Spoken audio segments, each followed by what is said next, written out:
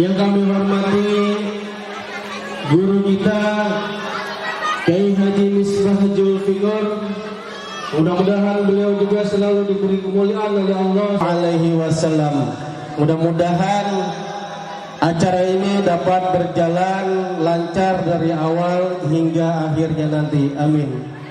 Salawat serta salam tak lupa pula kita curahkan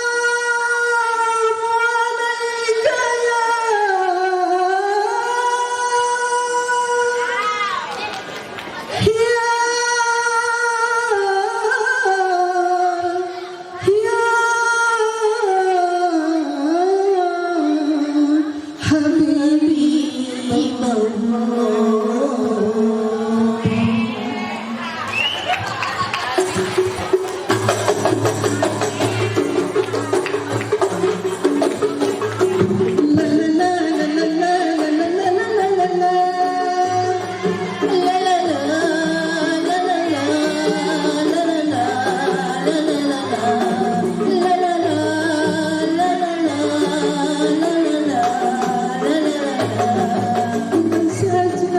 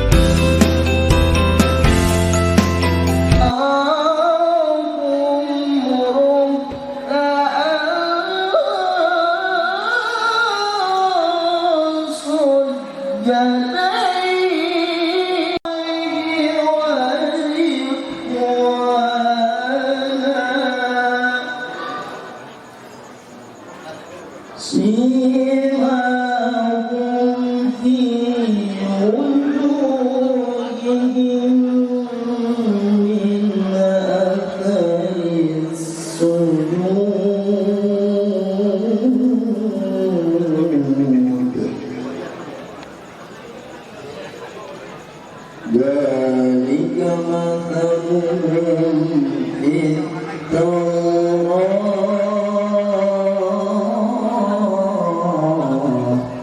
بك خير الخلق كلهم نبي الله Muhammad manusia yang kucinta Nabi manusia idolaku Nabi Allah Muhammad manusia yang kucinta Nabi Allah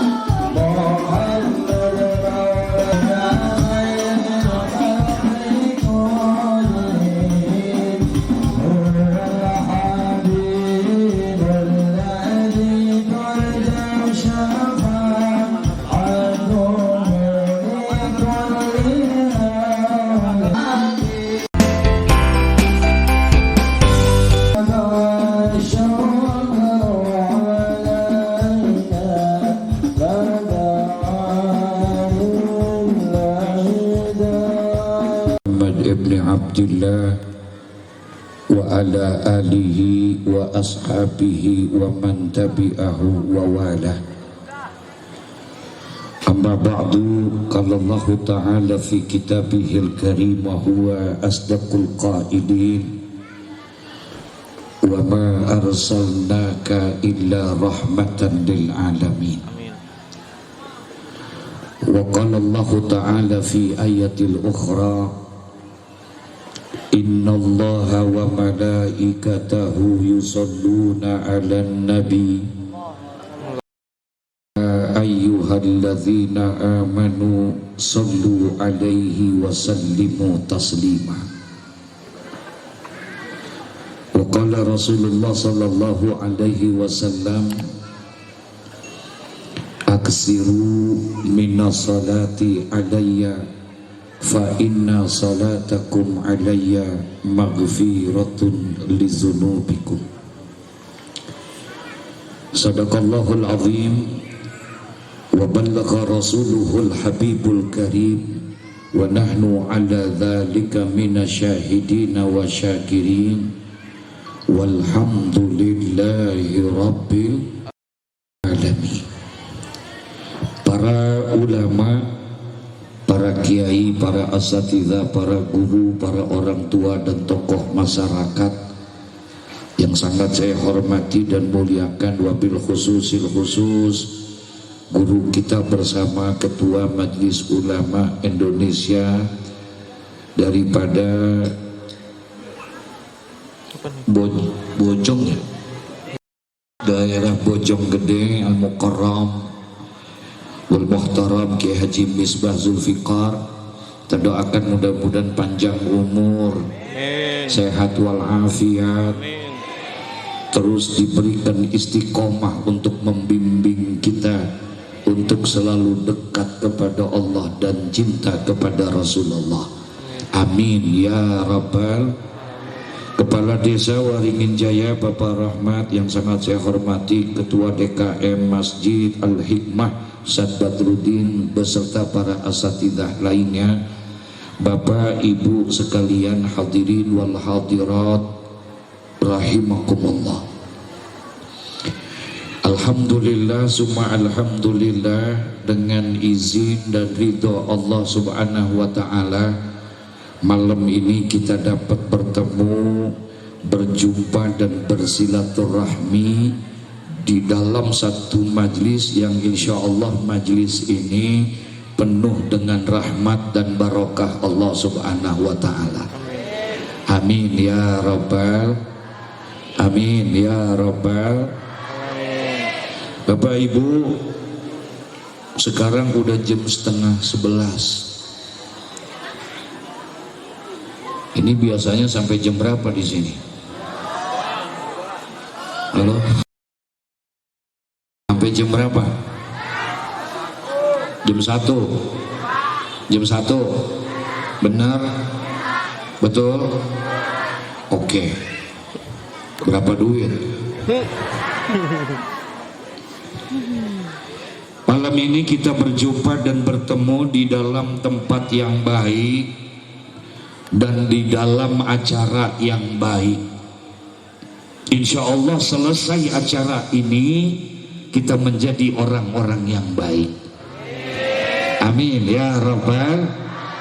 Tempat yang kita duduki saat ini adalah tempat yang paling terbaik yang ada di muka bumi ini. Tempat yang kita duduki saat ini, inilah tempat yang paling terbaik yang ada di muka bumi ini. Ada seorang sahabat bertanya kepada Rasulullah. Kata sahabat, ya Rasulullah, tempat apa yang paling baik yang ada di muka bumi ini? Kemudian Rasulullah menjawab, khairul biqa masajiduha. Sebaik-baiknya tempat adalah masjid. Alhamdulillah. Masjidil Haram di Mekah. Tuh, Masjidil Haram Mekah. Entar didampingin sebelah kanannya Masjidil Aqsa di Palestina. Ibu tahu Palestina? Masjid di ke dalam surga, kata Nabi, masjid yang pertama dibangun oleh Allah di muka bumi ini Masjidil Haram Mekah. Itu yang pertama nanti masuk ke dalam surganya Allah. Masjid Nabawi di Madinah, tiga-tiganya masuk ke dalam surga. Barulah nanti seluruh masjid yang ada di muka bumi ini pun juga akan masuk ke dalam surga. Dan masjid yang paling terakhir adalah Masjid Al-Hikmah.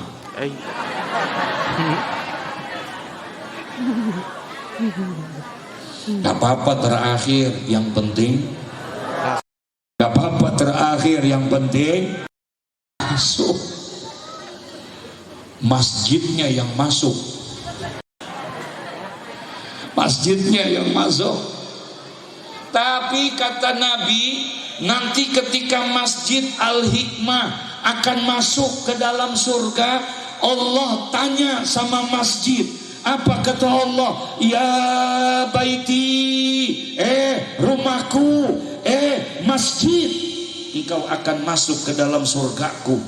Adakah orang-orang yang ingin engkau ajak masuk bersamamu?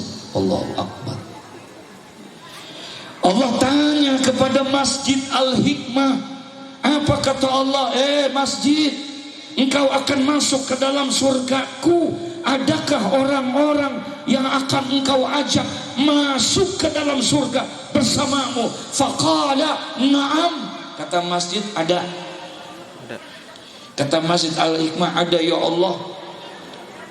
Siapa yang akan engkau ajak masuk ke dalam surga bersamamu? Kemudian masjid itu bilang, Masjid Al-Hikmah ngomong, ya Allah, ada yang akan aku ajak masuk bersamaku. Siapa? Yang pertama yang akan aku ajak bersama aku masuk ke dalam surga. Yang pertama kata Masjid Al-Hikmah. Siapa kira-kira? Merebot.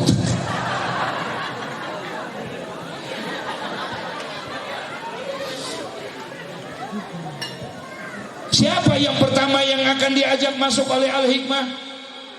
Imam, bukan. Makmum, bukan. Apalagi merebot.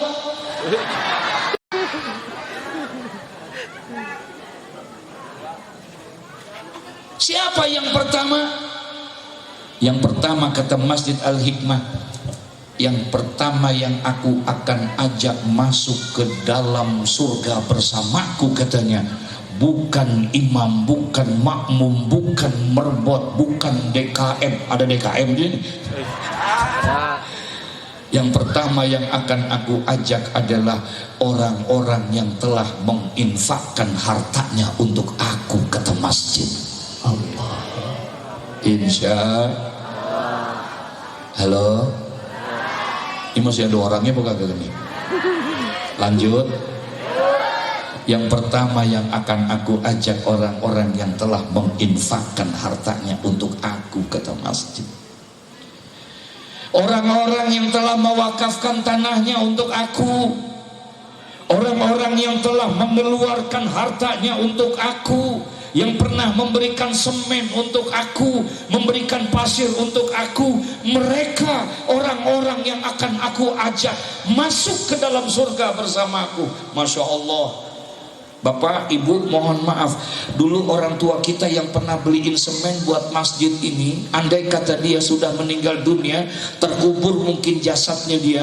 Orang-orang yang dulu pernah membeliin pasir, yang pernah membeliin besi, yang pernah membeliin semen, walaupun dia sekarang sudah meninggal dunia, terkubur jasadnya di dalam tanah, tapi insya Allah malam ini dia sedang senang dan tertawa, senyum bahagia karena mendapat pahala dari Allah. Insya Allah. Iza mata ibnu Adam in qata'a amaluhu illa min salafin. Apabila manusia meninggal dunia, in qata'a amaluhu, putus amalnya. Orang kalau sudah meninggal dunia masih bisa sholat enggak? Masih bisa sholat tidak? Orang kalau sudah meninggal dunia masih bisa ngaji enggak? Masih bisa hadir maulid tidak? Orang kalau sudah meninggal dunia terkubur jasadnya di dalam tanah, illa min salasin, kecuali 3.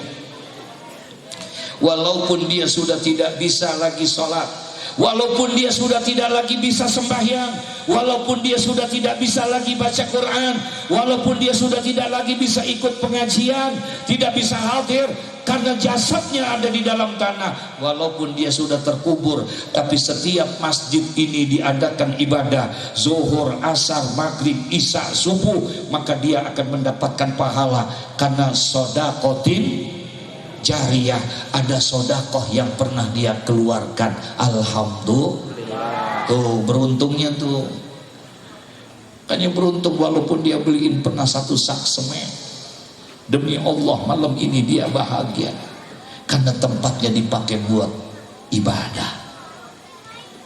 Makanya orang-orang yang dititipkan harta, carilah celah untuk mendapatkan sodakotin jariyah. Itu bekal buat kita. Kalau kita sudah meninggal dunia, kita nggak bisa sholat, kita nggak bisa ngaji, tapi masjid ini dipakai buat sholat, maka pahala itu sampai kepada kita. Enak tidak? Enak tidak? Tuh. Makanya jadi orang jangan bakhil. Tahu bakhil? Halo? Tahu bakhil? Pelit. Tahu pelit? Medit. Tahu medit? Koret. Tahu koret? Buntut gasiran. Al-bakhil ba'idun minan nas, ba'idun minallah, ba'idun minal jannah, wa qaribun minan nar. Nih ibu bapak, kata Nabi, al-bakhil, orang yang pelit, ba'idun minan nas. Orang yang pelit itu manusia nggak ada yang demen sama orang pelit. Betul? Betul? Orang manusia tidak ada yang suka sama orang yang bakhil, nggak ada. Di sini ada orang pelit nggak? Banyak. Mana orangnya? Orang yang pelit jauh sama manusia. Manusia tidak ada yang suka sama orang yang pelit. Betul? Wa ba'idun minal jannah, orang yang pelit juga jauh sama surga. Jauh sama surga. Bahkan Allah haramkan surga buat orang yang pelit. Allah haramin. Rasulullah pernah lagi mi'raj, ada satu kitab namanya kitab itu Wasiyatul Mustafa lil Imamil Ali karamallahu wajhah. Ada kitab itu di dalam kitab itu diceritakan Nabi ketika lagi Isra Mi'raj minal Masjidil Haram ilal Masjidil, kemudian naik langit 1, 2, 3, 4, tembus sampai langit yang ke-7, sampai ke Sidratul Muntaha. Nabi diperlihatin surga. Nabi diperlihatin surga. Ketika Nabi lihat surga, Nabi kaget, heran. Kenapa? Ra'aitu maktuban ala babil jannah. Aku lihat di pintu surga ada tulisan besar. Kaget Nabi ketika melihat surga ada tulisan besar di pintu surga.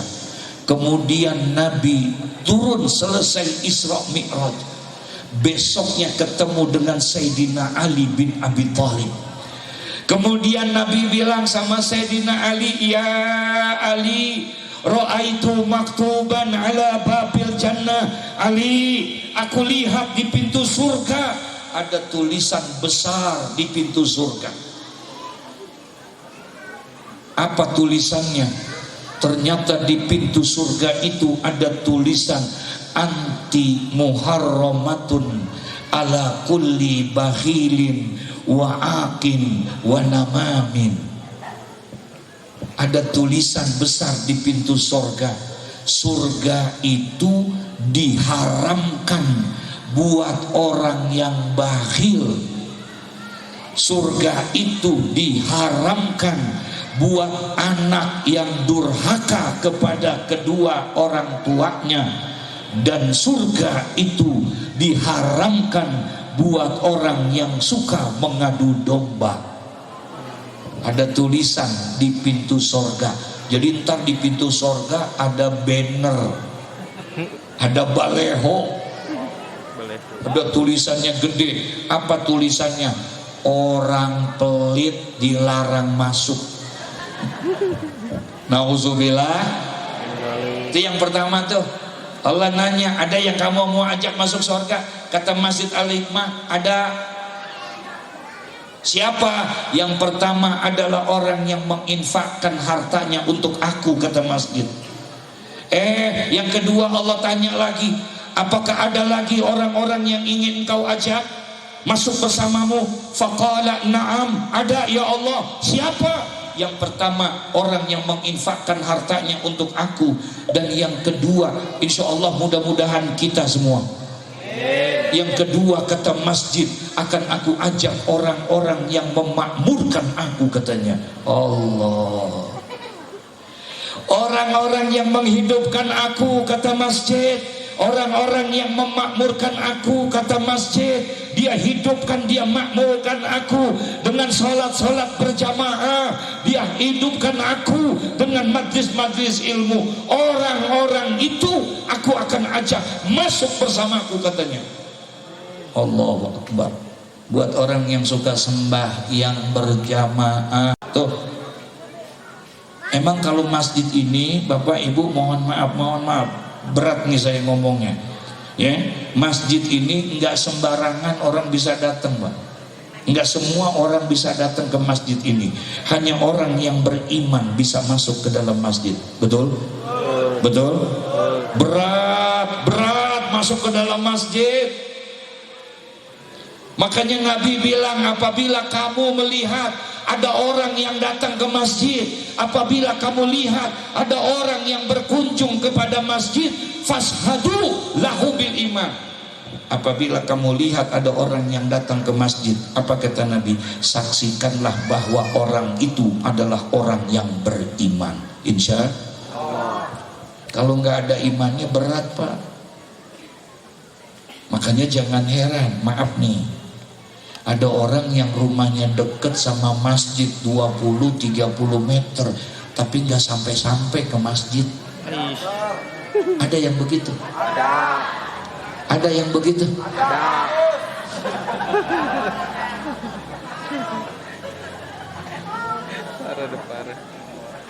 Ada orang yang rumahnya dekat 20-30 meter, nggak sampai-sampai ke masjid. Tapi ada orang yang 100 meter, 200 meter sampai ke masjid. Betul? Berat masuk ke masjid. Apalagi sholat berjamaah. Kata Nabi Muhammad, salatul jamaah afdalu min salatil fadhi bisab'i wa isrina darajah. Orang yang sembahyang berjamaah nilainya 27 kali dibandingkan dengan orang yang tidak berjamaah. Masya Allah. Tadi saya tanya sama guru kita Kimis, Pak. Kata beliau pengajian di sini rutin. Ada Sulamut Taufik yang beliau baca kitabnya, dan juga Tadkihul Qaul, satu kitab yang ditulis oleh Al-Imam Al-Hafiz Jalaluddin bin Abdurrahman bin Abi Bakar As-Suyuti. Dituliskan ada satu hadis di situ. Abu Hurairah, sahabat Nabi, dipanggil sahabat Nabi oleh Nabi. Abu Hurairah dipanggil, ya Abu Hurairah, sholli ma'al jamaah walau kunta jalisan. Abu Hurairah, sembahyanglah kamu berjamaah sekalipun engkau sembahyangnya dalam keadaan duduk. Sembahyanglah kamu berjamaah sekalipun engkau sembahyangnya duduk. Mohon maaf nih Bapak, kalau orang sembahyang duduk berarti dia sehat apa sakit? Sakit apa sehat? Kalau dia sekalipun engkau sakit, sembahyanglah kamu dengan berjamaah. Tuh, sampai segitunya disuruh. Makanya Abu Hurairah sejak itu nggak pernah sembahyang kecuali berjamaah. Dia selalu berjamaah, Nah, satu hari Imam Abu Hurairah pernah ini saya belum ceramah nih, baru cerita doang. Satu hari Imam Abu Hurairah sembahyang maghrib berjamaah di masjid. Selesai sembahyang maghrib berjamaah, Imam Abu Hurairah ada urusan, maka dia tinggalkan masjid. Ada pekerjaan yang mesti dia kerjain. Waktu dia lagi kerjain urusannya, tiba-tiba kedengaran suara azan. Azan apa? Isya. Dia lagi ngerjain, kedengaran suara azan. Hayya 'alas shalah, hayya 'alas shalah. Waktu Isya datang, dia pun berhenti bekerja, urusannya diselesaikan, kemudian dia pun berangkat pergi ke masjid, pengen sholat Isya berjamaah. Sampai di masjid, ternyata sembahyang Isya sudah selesai, ketinggalan. Nangis Imam Abu Hurairah karena ketinggalan sholat berjamaah. Tuh, enggak sembahyang berjamaah nangis. Orang sini ada yang begitu? Enggak. Bohong dosa lu. Enggak sembahyang berjamaah nangis. Enggak sembahyang berjamaah nangis Imam Abu Hurairah. Terlambat. Tapi dia enggak putus asa. Dia lihat orang ada duduk di sekitar masjid, didatengin sama Abu Hurairah. Ditanya, kalau bahasa kita mah begini, Bang, abang udah sholat Isya belum Bang? Kalau abang belum, ayo Bang kita sembahyang, kita berjamaah. Saya terlambat, saya belum sembahyang. Ternyata orang-orang itu bilang, saya sudah sholat semuanya. Ternyata orang yang duduk di sekitar masjid sudah pada sembahyang. Tapi Imam Abu Hurairah enggak putus asa. Ini Abu Hurairah ini Pak, sahabat Nabi. Walaupun dia terlambat masuk Islamnya, dia masuk Islamnya tahun 7 Hijriah. Nabi meninggal tahun 11 Hijriah. Tahun 7 Hijriah Abu Hurairah masuk Islam. Tahun 11 Hijriah Nabi Muhammad meninggal. Berarti dia bersama Nabi berapa tahun? Hanya 4 tahun. Sebentar sama Nabi. Tapi ternyata satu-satunya sahabat yang paling banyak menerima hadis dari Nabi justru adalah Abu Hurairah. Abu Hurairah dapat hadis dari Nabi paling banyak di antara sahabat yang lainnya kurang lebih 5.387 hadis. Banyak ya. Nah, dia sembahyang, orang ditanya, ternyata tuh orang udah pada sembahyang, tapi dia nggak putus asa. Dia keluar ke masjid. Ngapain Bapak Ibu? Imam Abu Hurairah datengin rumah-rumah yang ada di sekitar masjid, didatengin satu-satu sama Imam Abu Hurairah. Kemudian Imam Abu Hurairah, Assalamualaikum, mohon maaf Bapak Ibu, apakah di rumah ini ada yang belum sholat isya? Kalau ada, mari sama-sama bersama saya kita sholat berjamaah. Ya Allah, sampai begitu tuh Imam Abu Hurairah. Ternyata rumah-rumah yang ada di masjid semuanya sudah sholat isya semua. Nangis sedih. Akhirnya Imam Abu Hurairah pulang ke rumah. Maaf Bapak Ibu, Imam Abu Hurairah pulang ke rumah, kemudian dia sembahyang isya sendiri di rumahnya. Berapa kali dia sembahyang isya malam itu? Ternyata Abu Hurairah malam itu dia sembahyang isya sebanyak 27 kali dia sembahyang, karena ingin mendapatkan keutamaan sholat berjamaah. Malam itu sembahyang isya-nya 27 kali. Subhanallah. Nih Abu Hurairah besok pagi-pagi subuh ketemu sama Nabi, sembahyang berjamaah sama Nabi. Kemudian Abu Hurairah cerita sama Nabi, apa kata Sayyidina Abu Hurairah? Ya Rasulullah, semalam saya sembahyang maghrib berjamaah, terus saya ada urusan, saya pergi, saya tinggalkan. Ketika saya bekerja, kedengaran suara azan isya, saya pun tinggalkan itu pekerjaan saya berangkat menuju masjid, pengen sholat berjamaah, tapi ternyata sampai di sana sembahyang isya sudah selesai. Saya nggak putus asa ya Rasulullah, saya cari orang, ternyata semuanya sudah berjamaah. Lalu aku sembahyang di rumah ya Rasulullah, karena semua sudah berjamaah. Aku sembahyang sendiri di rumah. Maaf ya Rasul, semalam aku sembahyang isya 27 kali. Aku mau tanya ya Rasulullah, itu sembahyang saya yang 27 kali, apakah sama nilainya dengan orang yang sholat berjamaah? Ya Rasulullah, apakah sembahyang saya yang 27 kali, sembahyang isya yang aku lakukan semalam sebanyak 27 kali, apakah sama nilainya dengan orang yang sembahyang berjamaah? Apa kata Nabi Muhammad? Tidak ya Aba Hurairah, nilainya tidak sama. Ketahuilah oleh engkau, orang yang sholat berjamaah itu bukan hanya ada imam, bukan hanya ada makmum, tapi para malaikat ikut hadir di dalamnya. Insya orang yang memakmurkan aku akan ajak dia untuk masuk ke surgamu ya Allah, kata masjid. Orang yang memakmurkan aku dengan sholat berjamaah, aku akan ajak dia.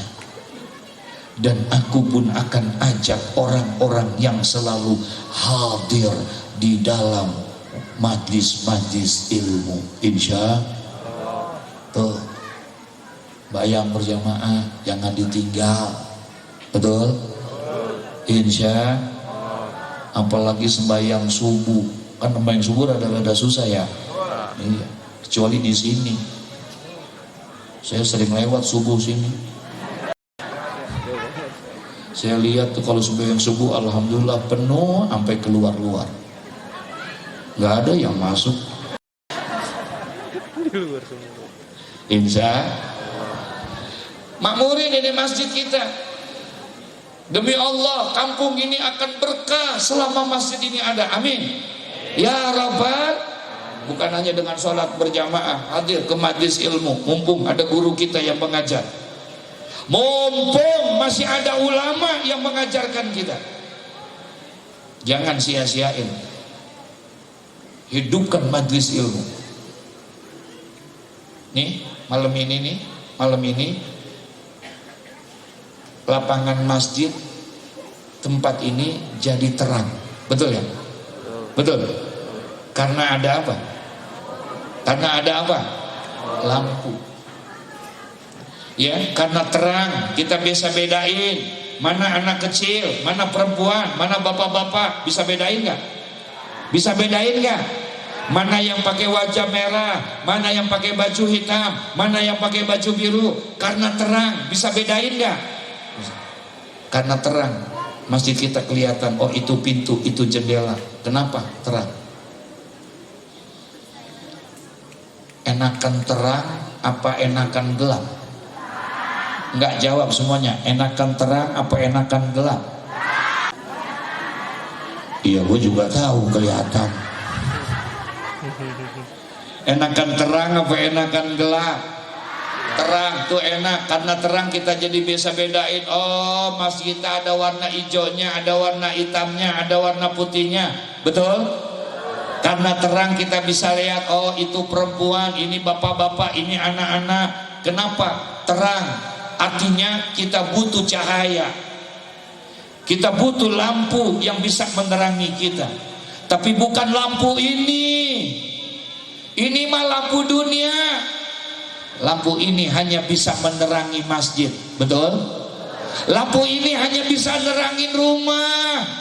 Lampu ini hanya bisa menerangi warung, toko, dan kantor kita, betul?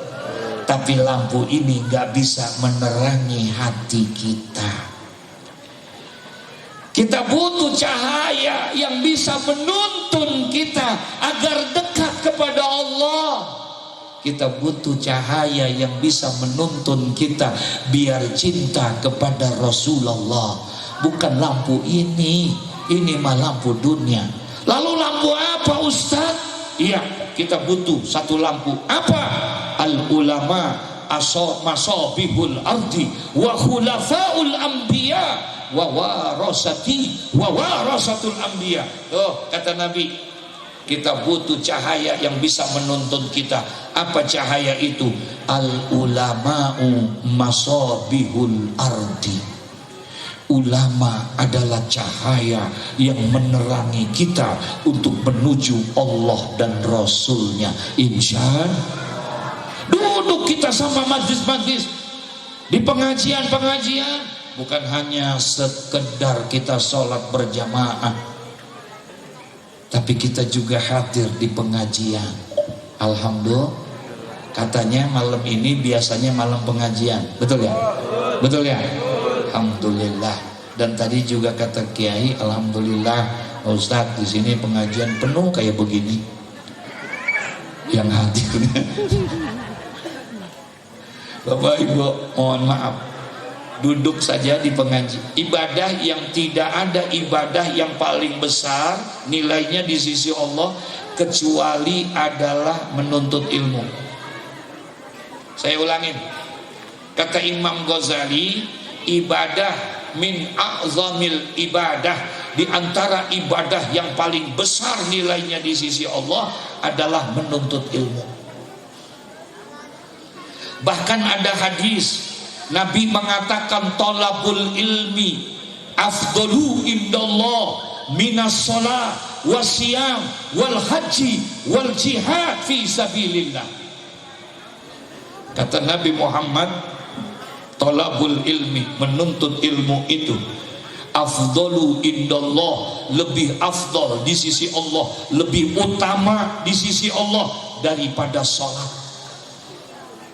daripada puasa, daripada haji. Masya Allah, menuntut ilmu itu lebih utama daripada sholat, daripada puasa, daripada haji, bahkan lebih utama daripada jihad fisabilillah. Kenapa? Sholat yang kita kerjakan, puasa yang kita lakukan, haji yang kita laksanakan tidak akan diterima oleh Allah kalau tidak dilandasi dengan apa? Ilmu. Harus dengan ilmu.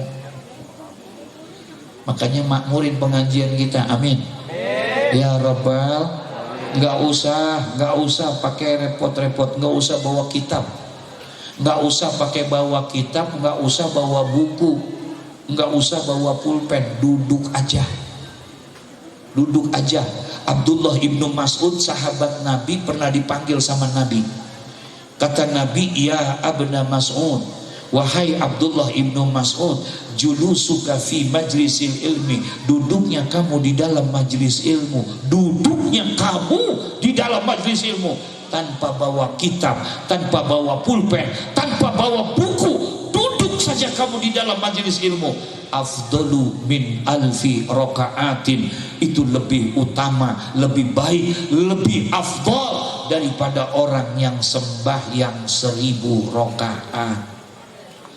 Duduk aja, kagak bawa kitab, kagak bawa buku, nggak bawa pulpen, timbang duduk doang, itu juga senderan duduknya.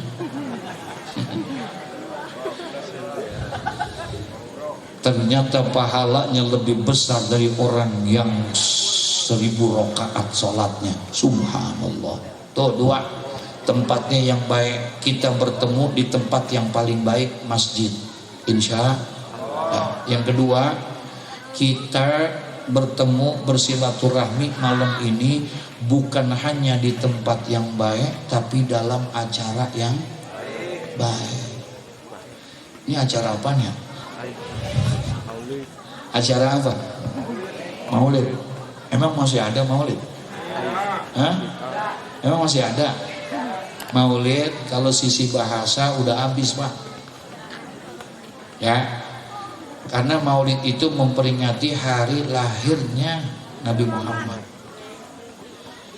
Kalau hari yang kita peringati hari lahirnya udah lewat. Maulid 12 Rabiul Awal. Ini udah Jumadil Awal, akhir.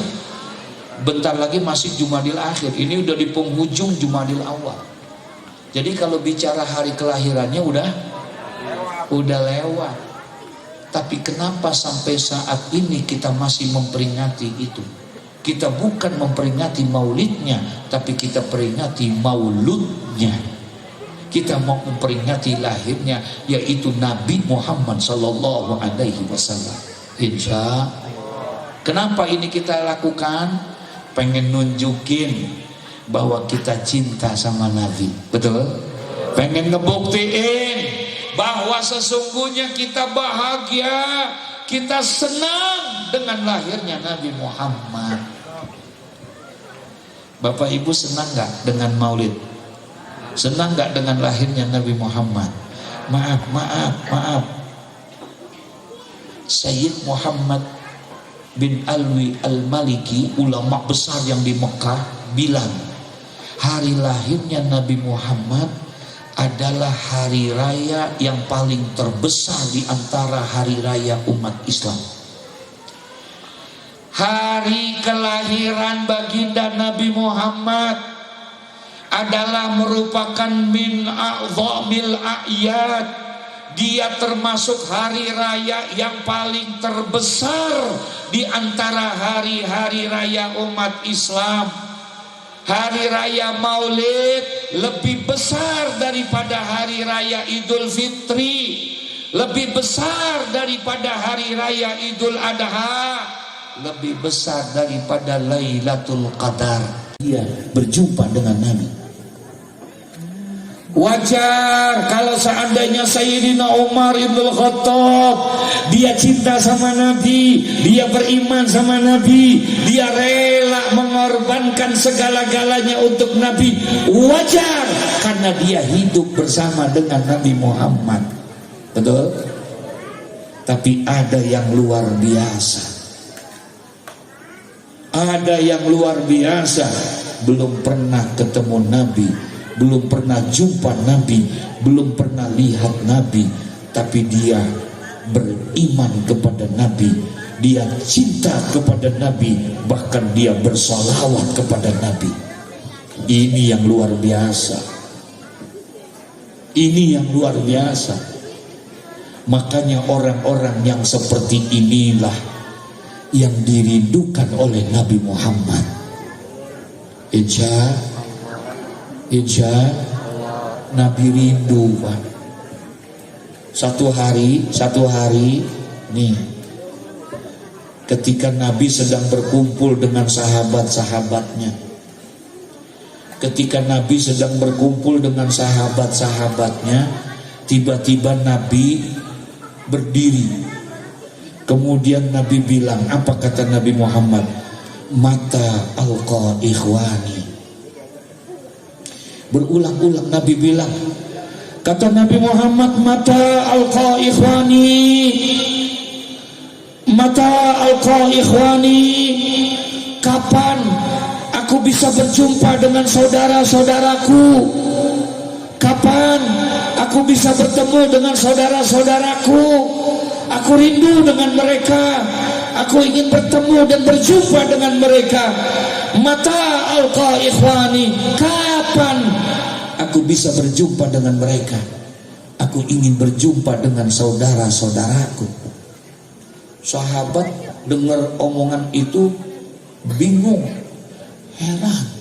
Kenapa kok Nabi tiba-tiba ngomong begini? Berulang-ulang Nabi ngomong seperti itu, sampai heran sahabat semua.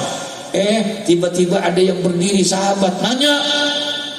Kata salah seorang sahabat, alasna ikhwanaka ya Rasulullah, ya Rasul, bukankah kami semua ini adalah saudara-saudaramu ya Rasulullah? Bukankah kami yang hadir pada malam hari ini semua adalah saudara-saudaramu ya Rasulullah? Faqala Nabi sallallahu alaihi wasallam. Kemudian Nabi bilang apa? Bukan. Kalian bukan saudara-saudaraku. Antum ashabi. Kalian adalah sahabat-sahabatku. Aku rindu dengan saudara-saudaraku. Aku ingin berjumpa dengan saudara-saudaraku. Aku ingin bertemu dengan saudara-saudaraku. Jadi sahabat tambah bingung lagi. Sehingga nanya lagi nih sahabat, waman ikhwanuka ya Rasulullah, ya Rasul, kalau kami bukan saudara-saudaramu, kalau kami hanya sebatas sahabat-sahabatmu, padahal kami orang yang hidup bersamamu, padahal kami orang yang berjuang dan berjihad bersamamu, kalau kami hanya sebatas sahabat-sahabatmu, waman ikhwanuka ya Rasulullah, lalu siapakah yang engkau maksud sebagai saudara-saudaramu itu ya Rasulullah? Orang yang engkau ingin berjumpa sama mereka, orang yang pengen bertemu sama mereka, orang yang engkau ingin rindu sama mereka. Siapa yang engkau maksud dengan saudara-saudaramu ya Rasulullah? Kalau kami hanya sebatas sahabat, waman ikhwanuka ya Rasulullah, siapa orang yang engkau rindukan itu? Siapa saudara-saudaramu itu ya Rasul? Ibu, bapak, apa jawaban Nabi? Kata Nabi Muhammad, ikhwani unasun ya'tuna min ba'di amanu bi walam yarawni wa sallallahu alayya walam yaltaqobi. Masya Allah. Kata Nabi Muhammad, ikhwani, yang aku maksud dengan saudara-saudaraku, orang-orang yang aku rindukan, orang yang ingin sekali aku bertemu dan berjumpa sama mereka, adalah unasun ya'tuna min ba'di, adalah orang-orang yang hidup bukan pada zamanku, orang-orang yang hidup sesudah wafatku. Amanubi walam yarawni, tapi mereka beriman kepadaku padahal mereka belum pernah melihat aku. Wasallau alayya walam yaltaqubi, mereka bersolawat kepadaku padahal mereka belum pernah berjumpa dengan aku. Itulah orang yang aku rindukan. Insya mudah-mudahan di antara orang-orang yang dirindukan oleh Nabi adalah kita yang hadir pada malam hari ini. Amin ya Rabbal. Cinta sama Nabi? Cinta sama Nabi? Mana buktinya? Mana buktinya?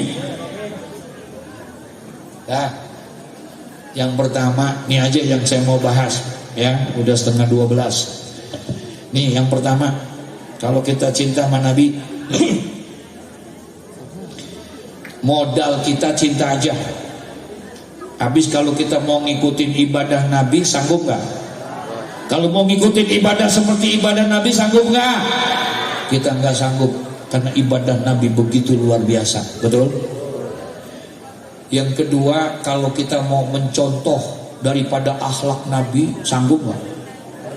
Terlalu mulia akhlaknya Nabi Muhammad.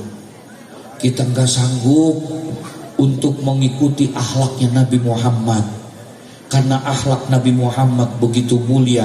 Satu-satunya manusia yang dipuji langsung akhlaknya oleh Allah hanya Nabi Muhammad. Satu-satunya Nabi, satu-satunya Rasul yang dipuji akhlaknya, karena saking mulianya akhlak Nabi Muhammad adalah Nabi Muhammad. Wa innaka la'ala khuluqin azim.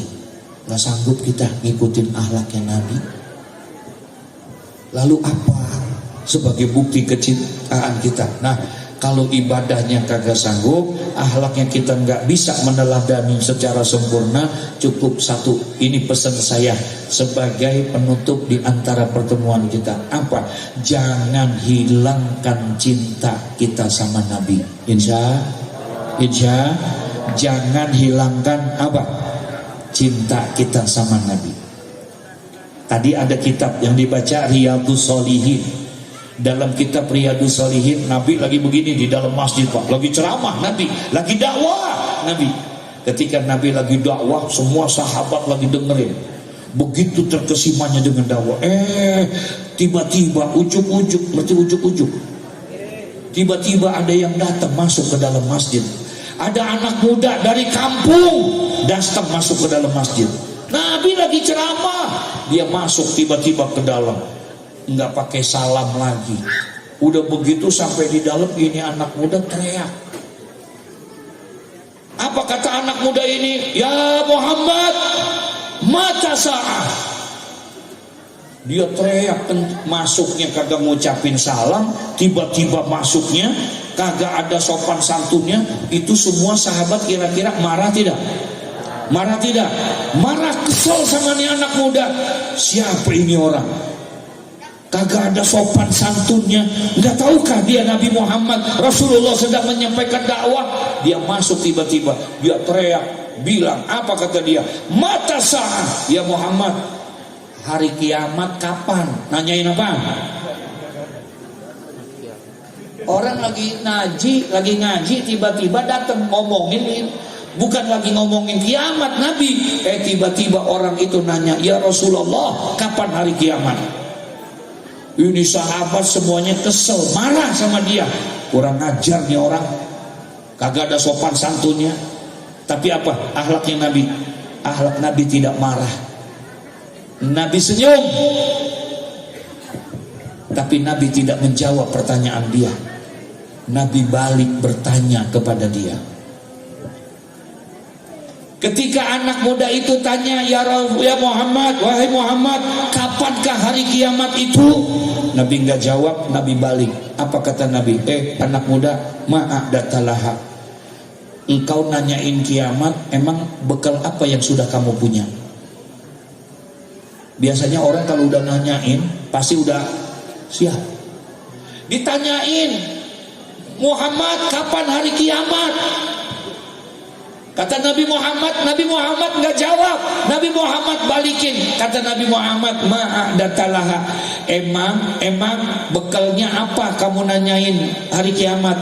Emang persiapan apa yang sudah kamu persiapkan untuk menghadapi hari kiamat? Apa jawaban anak muda ini? Anak muda ini bilang, ma'adatullah, ya Rasulullah, maaf, saya belum punya bekal apa-apa untuk hari kiamat. Saya belum punya persiapan apa-apa untuk hari kiamat. Salat saya masih sedikit, zakat saya masih sedikit, puasa saya masih sedikit, ibadah saya masih sedikit. Saya belum punya apa-apa. Bekal saya hanya satu. Apa?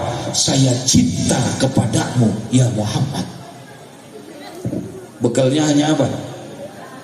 Saya cinta kepadamu. Apa jawaban Nabi?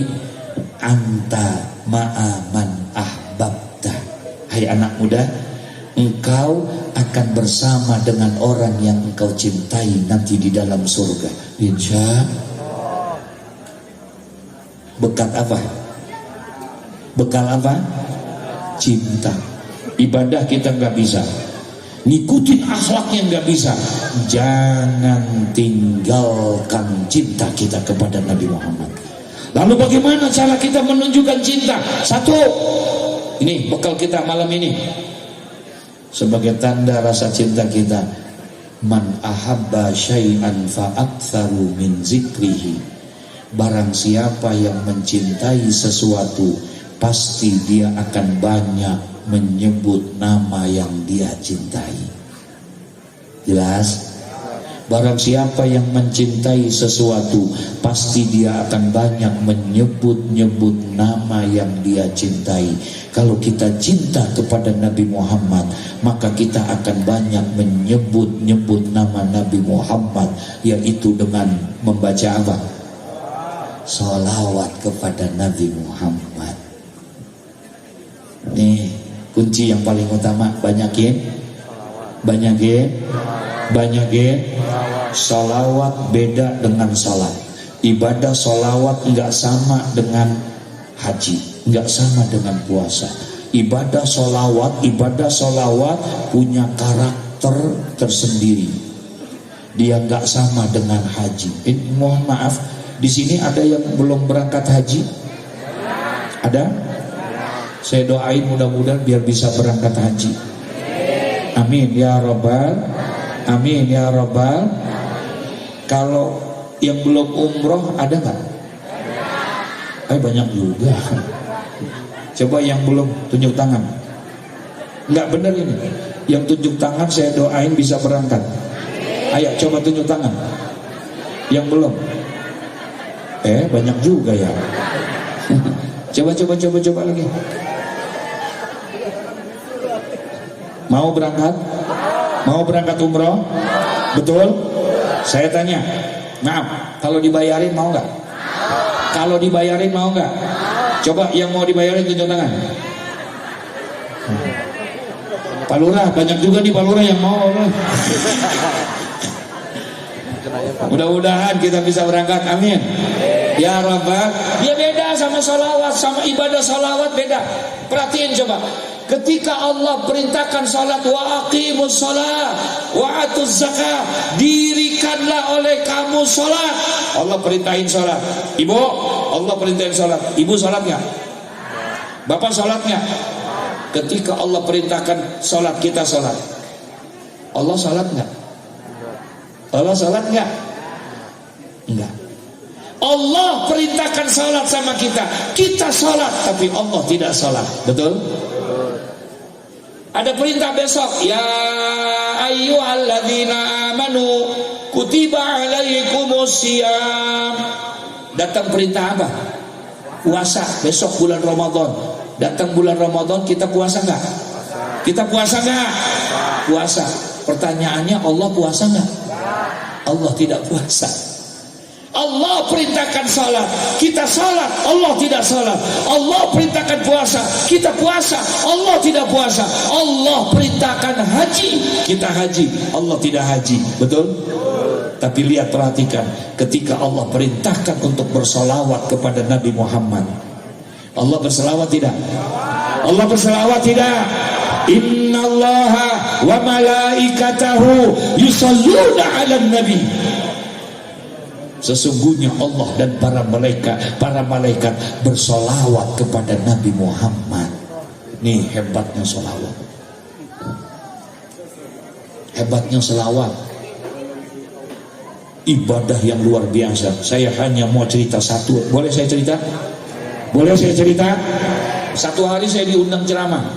Diundang ceramah di daerah Jakarta. Namanya di daerah Jakarta Pusat. Nah, kemudian saya diundang ceramah di tempat itu dalam rangka cara seperti ini juga. Tablik akbar dalam rangka peringatan Maulid di Jakarta Pusat. Acaranya malam, sore-sore ditelepon.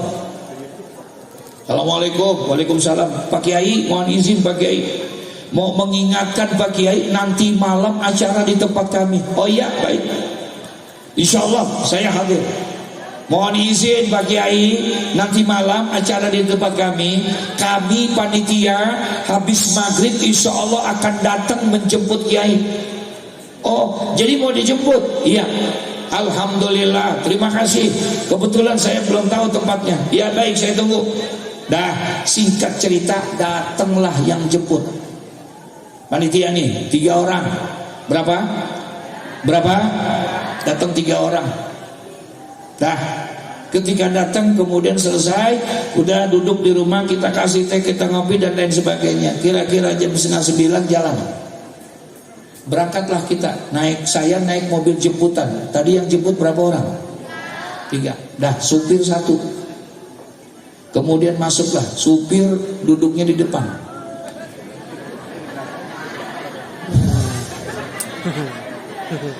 Emang salah? Nah, supir duduk di depan. Tadi yang datang 3, berarti tinggal berapa orang? 2. Yang 1 lagi duduk di samping supir. 2 tuh. Berarti tinggal 1. Nah, yang tinggal 1 duduk di samping saya, di tengah. Duduk di tengah. Ini saya boleh cerita nih? Hah? Dah, saya duduk nih di tengah sama dia. Jalan nih mobil. Jalan. Di tengah perjalanan, nih anak muda yang duduk di samping saya pegang tangan saya. Ini anak muda yang duduk di samping saya pegang tangan saya. Apa kata dia? Pak Ustadz, mohon maaf Pak Ustadz, mohon izin, tolong bimbing saya Pak Ustadz. Saya mau tobat, saya mau insaf. Itu kata dia tuh, yang duduk di samping saya. Saya diem aja, saya cuma liatin doang tuh orang. Dah, dia. Dia ngomong lagi, Ustadz, mohon maaf Pak Ustadz, tolong bimbing saya mau tobat, saya mau insaf. 2 kali dia ngomong, 3 kali, 4 kali, sampai 5 kali ini anak ngomong. Saya mau tobat Pak Ustadz, tolong bimbing saya mau insaf. Apa yang mesti saya lakukan? Karena udah 5 kali dia ngomong, akhirnya penasaran. Saya tanya juga sama dia, Bang, maaf dah Bang, kenapa abang pengen tobat? Kenapa abang pengen insaf? Emang dosa apa yang abang udah kerjain? Emang maksiat apa yang abang udah lakuin? Saya tanya sama dia. Apa kata dia? Maaf Pak Ustadz, saya malu. Udah terlalu banyak dosa-dosa saya. Udah terlalu banyak maksiat yang saya udah kerjain. Saya udah zina, saya udah nyolong, saya udah minum, saya udah judi, saya udah kena narkoba. Dosa saya udah banyak Pak Ustadz. Itu rumah-rumah tahanan yang ada di Jakarta, hampir semua sudah saya masuki Pak Ustadz.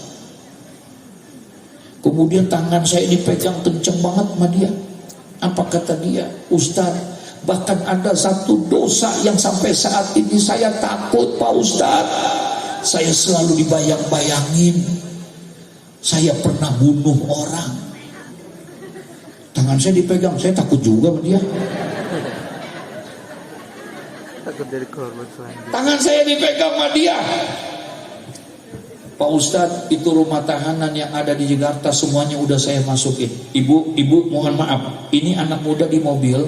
Kemudian dia buka baju kokohnya, dia angkat kainnya di depan saya. Saya lihat dengan mata kepala saya sendiri. Itu anak muda, sekujur tubuhnya dari ujung kaki sampai ujung leher, sekujur tubuhnya penuh dengan apa? Tato. Dia pegang, tolongin saya Pak Ustadz, saya mau tobat, saya mau insaf. Tuh, saya belum sempet jawab pertanyaan dia, sampai di tujuan. Akhirnya saya nggak jawab, saya turun, saya ceramah. Dah, selesai ceramah, pulang. Saya naik mobil jemputan lagi. Dah, saya pulang, saya naik mobil jemputan. Pas saya masuk, ada dia lagi di dalam. Ada nih anak muda lah, ngintilin, tahu ngintilin? Apaan? Ada dia lagi di dalam mobil. Akhirnya saya masuk juga dah. Dah saya duduk. Ibu, bapak mohon maaf. Ternyata pada saat perjalanan pulang, saya Masya Allah kagum benar. Nggak ada satu kata pun yang keluar dari mulut anak muda ini. Dia diam. Dia nunduk. Tidak ada satu kalimat pun yang keluar dari mulutnya. Diam aja. Sampai rumah kita. Lah, dia diam, gue juga diam lagi. Nunduk. Sampai di rumah saya. Nah ini yang saya mau cerita ini. Ketika saya sampai di rumah, saya turun dari mobil. Ternyata nih anak muda turun juga dari mobil. Apa yang dilakukan sama dia? Setelah dia keluar dari mobil, tiba-tiba dia langsung memeluk saya. Dan dia menangis di pundak saya. Ini anak muda bilang, Ustaz, tolongin saya Ustaz. Saya takut, dosa saya udah terlalu banyak, maksiat saya udah terlalu banyak. Saya takut Ustaz, saya mau tobat. Apa yang mesti saya kerjain? Ya Allah, di situ saya baru terasa, yakin saya, ini anak emang benar-benar pengen apa? Tobat. Akhirnya saya bilang sama dia, Bang, maafin ya Bang, saya nggak nasehatin, tapi saya mau pesen aja sama abang. Ini pesen bukan dari saya Bang, tapi ini janjinya baginda Nabi Muhammad. Sebanyak apapun dosa yang abang udah lakuin, sebanyak apapun maksiat yang abang udah kerjain, kata Nabi Muhammad, kalau ini kamu lakukan, Allah akan mengampuni semua dosa-dosamu. Saya hanya pesan satu, ini pesannya Nabi Muhammad, abang jangan putus asa. Kalau memang abang pengen bertobat, bertobat dengan taubatan nasuha. Kalau engkau sudah bertobat dengan taubatan nasuha, maka lakukanlah satu ini. Saya sampaikan hadis, kemudian saya bilang, aksiru minas solati alayya fa inna solatakum alayya maghfiratun li zunubikum. Itu yang saya pesan. Saya bilang sama anak muda ini, Bang, andai kata dunia ini penuh dengan dosa yang abang lakukan, andai kata dosa abang itu sebanyak air lautan yang ada di lautan, kalau abang bertobat dengan taubatan nasuha, kemudian abang memperbanyak apa yang saya sampaikan ini, cukup Bang, satu aja abang kerjain. Apa? Aksiru minas salati alayya, perbanyaklah oleh kamu bersolawat kepadaku, kata Nabi Muhammad. Fa inna salatakum alayya, karena sesungguhnya solawat yang kalian baca untuk aku, kata Nabi, maghfiratun lizunubikum, akan menghapuskan segala dosa-dosa yang kamu kerjakan, insya Allah. Jadi saya baca solawat aja Pak Ustaz? Iya. Berapa banyak yang mesti saya baca? Sebanyak-banyaknya. Kapan Pak Ustaz saya bacanya? Kapan saja, di mana saja. Akhirnya kata anak muda itu, baik Pak Ustaz, maaf. Kemudian dia ambil tangan saya, dia cium tangan saya. Apa kata dia? Pak Ustaz, saya mohon izin, saya minta redhonya, malam ini saya akan mulai membaca sholawat itu. Baik, dah. Akhirnya selesai. Saya pun masuk pulang ke rumah, dia pun pulang. Dah, saya masuk, dia pulang. Ya udah sampai situ doang ceritanya.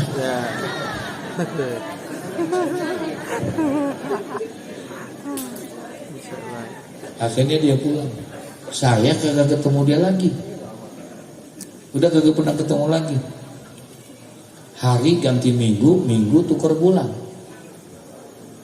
Waktu jalan nih, hari ganti minggu, minggu tukar bulan. Sebulan, 2 bulan, 3 bulan, 4 bulan. 4 bulan kemudian, sore-sore ada yang telepon. Assalamualaikum. Waalaikumsalam. Pak Kiai, mohon maaf ganggu Bu Kiai. Oh iya, dari mana? Saya dari Jakarta Pusat Pak Kiai, yang dulu ngadain acara di tempat kami di Jakarta. Oh iya, gimana kabarnya? Baik, baik. Pak Kiai, mohon izin Pak Kiai, semalam kami rapat DKM dengan warga, terus kami pengen bikin tablik akbar, kami bikin pengajian akbar, dan kita sepakat hasil rapat semalam minta Pak Kiai kembali ceramah di tempat kami. Oh kapan? Tanggal berapa? Oh ya udah insya Allah dah. Terima kasih Pak Kiai kalau memang bisa. Mohon izin Pak Kiai, nanti kalau waktunya tiba, acaranya tiba, izinkan kami akan menjemput Pak Kiai lagi. Saya bilang gak usah dijemput. Gue takutnya anak muda ngikut lagi.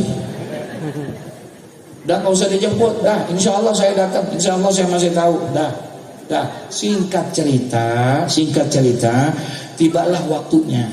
Kemudian saya pun datang ke sana ceramah. Dah, sampailah saya di sana, masjid saya ceramah akbar. Selesai ceramah, saya diajak istirahat, makanlah di situ. Jadi di sana habis ceramah makan. Iya ngerti. Di sana, ini saya lagi cerita, saya datang sono ceramah, habis ceramah makan.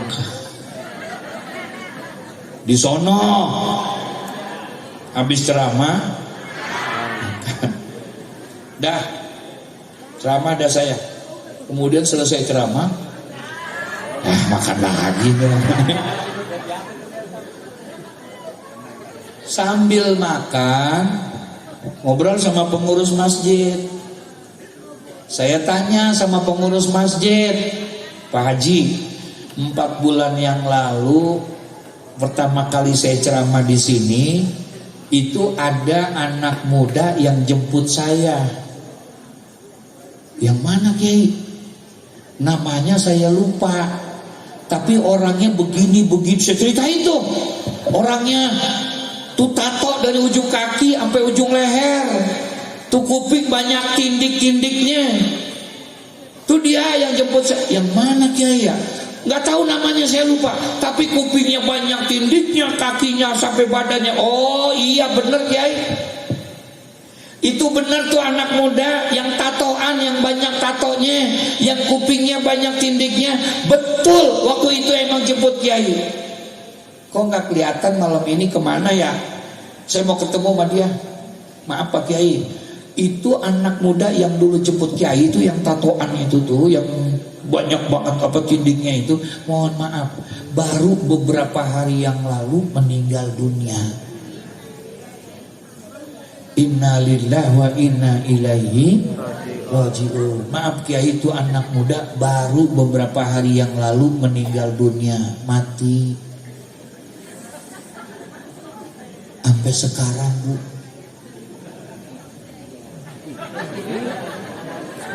bener ini, mati tuh anak muda sampai sekarang.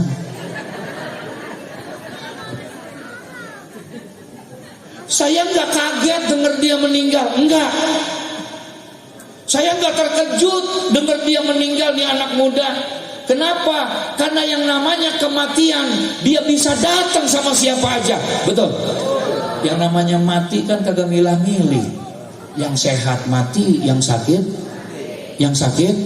mati, yang tua mati, yang muda, yang besar, yang kecil, yang kaya, yang miskin, yang dengerin ceramah.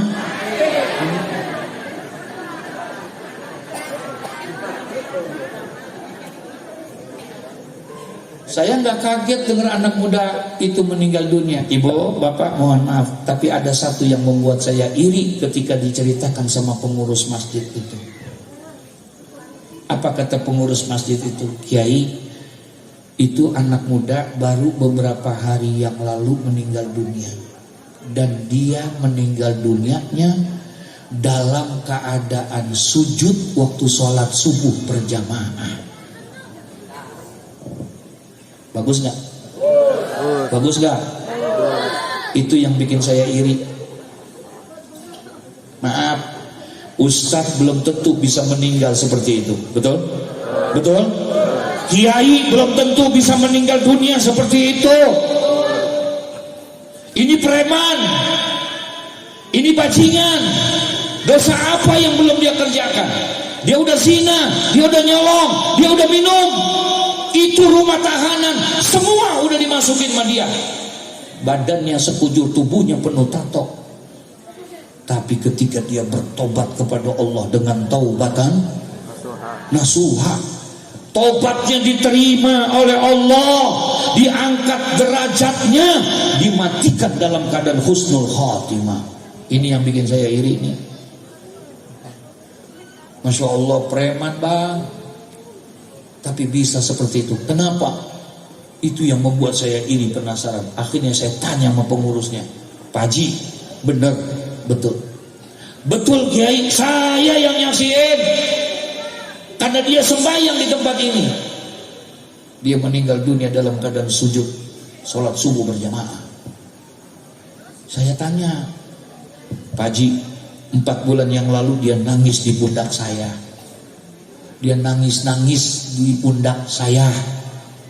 Dia pengen tobat, pengen insaf, minta dibimbing. Sekarang saya dengar dia matinya dalam keadaan seperti itu, begitu mulianya. Emang apa yang udah dikerjain sama anak muda? Apa kata pengurus masjid? Kiai, maaf Kiai, ini anak muda orang kampung sini asli. Anak muda ini emang kerjaannya tiap hari berbuat maksiat. Orang sini udah kagak heran kalau dia ngeliat dia mabok mah. Orang sini udah kagak heran kalau ngeliat dia main judi mah. Tiap hari emang nih anak muda jalannya kagak pernah lurus, begoyang. Orang sini kagak heran Pak Kiai, emang tukang maksiat. Tapi emang belakangan ini saya saksinya, nih anak muda berubah. Beberapa bulan ini nih anak berubah. Saya liatin, saya perhatiin Kiai, ini anak muda Zohor, Asar, Maghrib, Isya, Subuh selalu berjamaah, nggak pernah nggak berjamaah. Dan yang hebatnya lagi Pak Kiai, kalau habis sembahyang Isya, orang pada pulang, dia enggak.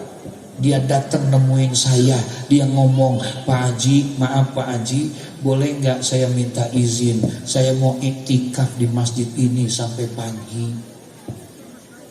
Akhirnya saya izinin. Ternyata anak muda ini tiap hari malam habis sembahyang Isya, orang pada pulang, dia iktikaf sampai pagi setiap malam. Kata nih Pak Haji, saya Kiai pernah ngintip apa sih yang dilakuin sama dia, apa sih yang dikerjain sama dia. Tiap malam dia iktikaf di masjid. Saya liatin, maaf Pak Kiai, dia enggak baca Quran, dia enggak sembahyang tahajud, tapi dia nangis setiap malam hanya baca Allahumma sholli ala Sayyidina Muhammad wa ala ali Sayyidina Muhammad, Allahumma sholli ala Sayyidina Muhammad wa ala ali Sayyidina Muhammad. Baca apa? Setiap malam dia hanya baca sholawat kepada Nabi Muhammad.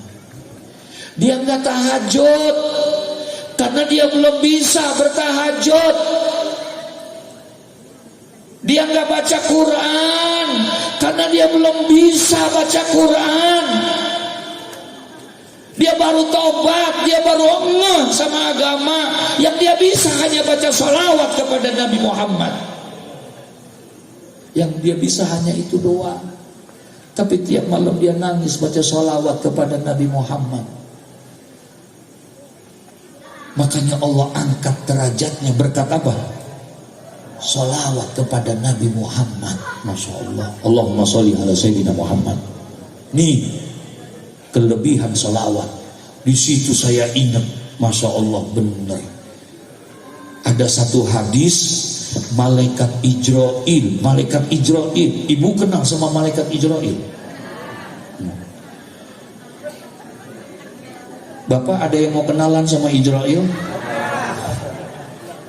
Kalau ada yang mau kenalan, saya punya nomor handphonenya nih. Saya jadi ingat satu hadis. Pernah satu malam malaikat Ijrail datang kepada Nabi. Kemudian malaikat Ijrail itu duduk di depan Nabi, fa'asnada rukbataihi ila rukbataihi, diadu dua dengkulnya dengan dengkul Nabi Muhammad. Diadu tuh. Datang malaikat Israil. Malaikat Israil tugasnya ngapain? Tugasnya ngapain? Mencabut nyawa. Dia datang malam-malam, duduk, dan dia berhadapan dengan Nabi, diadu dua dengkulnya di hadapan Nabi. Berarti jauh apa dekat? Dekat. Apa kata malaikat Israil?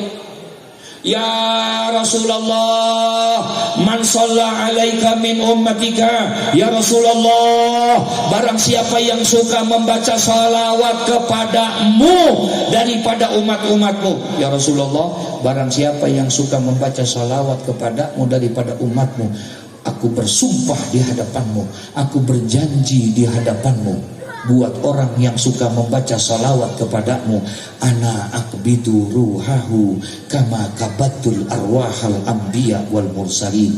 Saya bersumpah di hadapanmu ya Rasulullah, saya berjanji di hadapanmu ya Rasulullah, kata malaikat pencabut nyawa, buat orang yang suka membaca salawat kepadamu, maka aku akan cabut ruh orang yang membaca salawat itu, sebagaimana aku cabut ruhnya para nabi dan para rasul. Meninggal dunia dalam keadaan husnul, meninggal dunia dalam keadaan husnul. Berkat apa? Berkat apa? Salawat kepada Nabi Muhammad. Jelas tidak? Saya tanya, jelas tidak? Jelas tidak? Ibu-ibu jelas? Bapak-bapak jelas? Nah, kalau udah jelas, Assalamualaikum warahmatullahi wabarakatuh.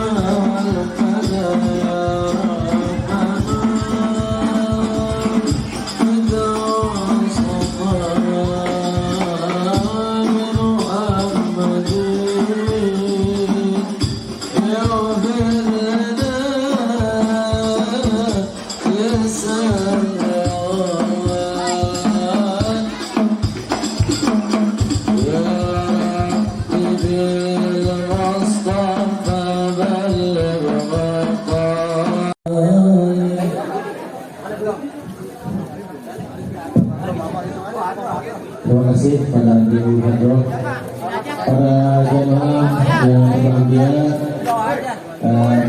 kita kembali. Alina syaratal mustaqim syaratal ladzina ghairil maghdubi alaihim waladdallin. Astaghfirullahaladzim, astaghfirullahaladzim, astaghfirullahaladzim, hamdi Allah ya maulana ya ma'bud. Allahumma salli wa sallim ala sayyidina Muhammadin fil awwalin wa sallim ala sayyidina Muhammadin fil akhirin. Wassalim radhiyallahu tabaraka ta'ala an kulli sahabat Rasulillah ajma'in. Amin ya Allah. Bismillahirrahmanirrahim. Alhamdulillah la ni'matil iman wal islam. Alhamdulillah la ni'amil alhamdulillah la barakatillah. Alhamdulillah hamdan wa bini ma huwa yukafi wa mazidah. Ya Rabbana lakal hamdu kama yanbaghi lidzikal karimi wa ajmis sultani. Allahumma salatan tunjina jamil akhwani wal afat wa taqdilana biha jamil hajat wa tutahhiruna biha min jami' sayyi'at wa tarfa'una biha indaka 'ala darajat wa tubaliguna biha surgat min jamil khairat fil hayati dunya wa ba'dal mamat bi rahmatika ya arhamar rahimin. Allahumma ighfir lana wa li walidina wa li masyayikhina wa li jamil mu'minin wal mu'minat wal muslimin wal muslimat wa tabibana wa bana bil kharat rabbik bil warham wa antahur rahimin. Rabbana hab lana min azwajina wa zurriyyatina qurrata a'yun waj'alna lil muttaqina imama. Rabbana zalamna anfusana wa lam taghfir lana wa tarhamna lanakunanna minal khasirin. الضالين ربنا ولا تحملنا ما لا طاقة لنا به واعف عنا واغفر لنا وارحمنا وأنت مولانا القوم الكافرين اللهم طول أعمارنا وسدنا ونور قلوبنا وثبت إيماننا واحسن عملنا ووسع توكلنا قربنا ورزق أبئدنا واقضي هوائجنا في الحياة الدنيا والآخرة ربنا اغفر لنا وارحمنا الذين سبقونا بالإيمان ولا تجعل في قلوبنا غلا للذين آمنوا ربنا إنك رؤوف رحيم اللهم نسألك رضاك والجنة ونعوذ بك من سخطك والنار رب زدني علما وارزقني فهما رب اشرح لي صدري ويسر لي أمري واحلل عقدة من لساني يفقهوا قولي ربنا آتنا في الدنيا حسنة وفي الآخرة حسنة وقنا عذاب النار وصلى الله على سيدنا محمد وعلى آله وصحبه وسلم سبحان ربك رب العزة عما يصفون والسلام على المرسلين والحمد لله رب العالمين. Billahi taufiq walhidayah. Assalamualaikum warahmatullahi wabarakatuh. Terima kasih kepada Ustadz untuk pembacaan doanya. Kepada jemaah, demikianlah acara demi acara kita lalui dari awal hingga akhir berjalan dengan lancar. Kami atas nama panitia dan juga selaku saya sendiri selaku pembawa acara mohon dibukakan pintu maaf yang seluas-luasnya apabila baik